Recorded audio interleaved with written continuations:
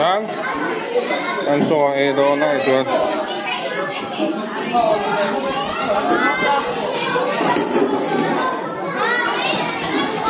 Sondo siya pa ni. So. Tuy phải phát mang từ trong bọ.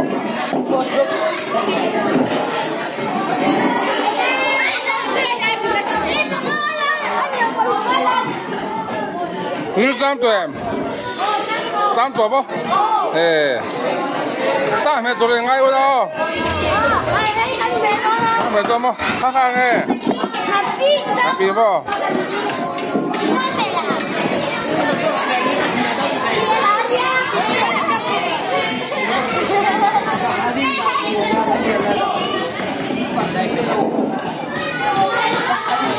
Ni phải cái bình ăn dễ đằng đấy ạ.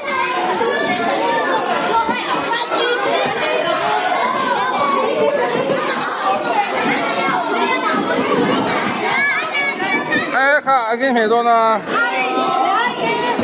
Ha nghe. Em mà tí đó về. Kinh doanh giáp tụi em. Cho hay mấy ra.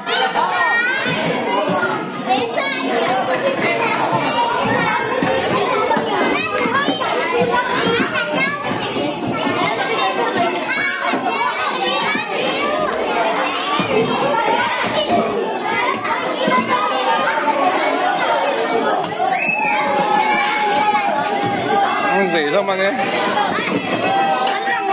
Làm bài tôi không? À, làm cái đâu?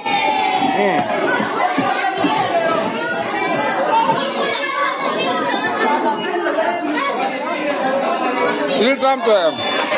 Làm tàu không? Cho hay mấy là tôi kinh chú. Ấy rồi mấy là ai á? Đi làm tôi thì mà.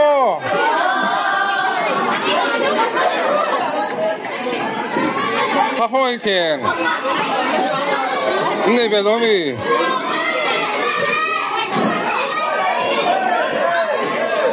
Ê khá nghe anh phải đó nào mà tí đó về. Khá nghe. Hả?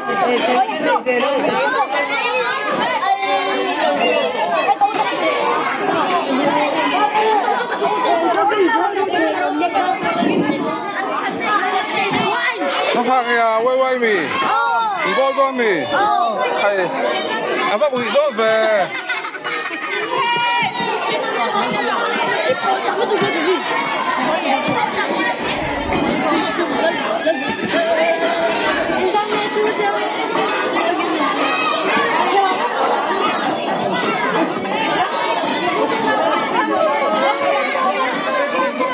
Cái phải đồ happy thế rồi.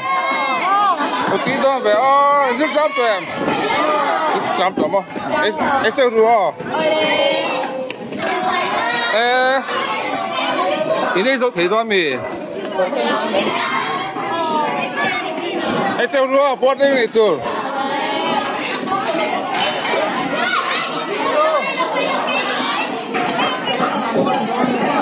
Nôm nặng nặng nó té.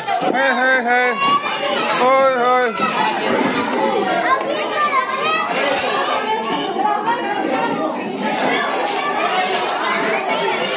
Asmi kalau orang buat apa mah? Pasar ya. Kau lah tengok pasar.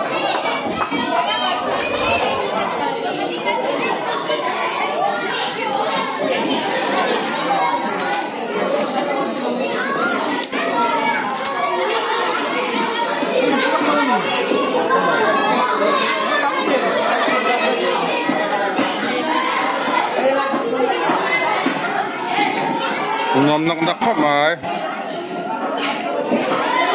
Nhưng mà tôi tên bồi giặc giặc ạ.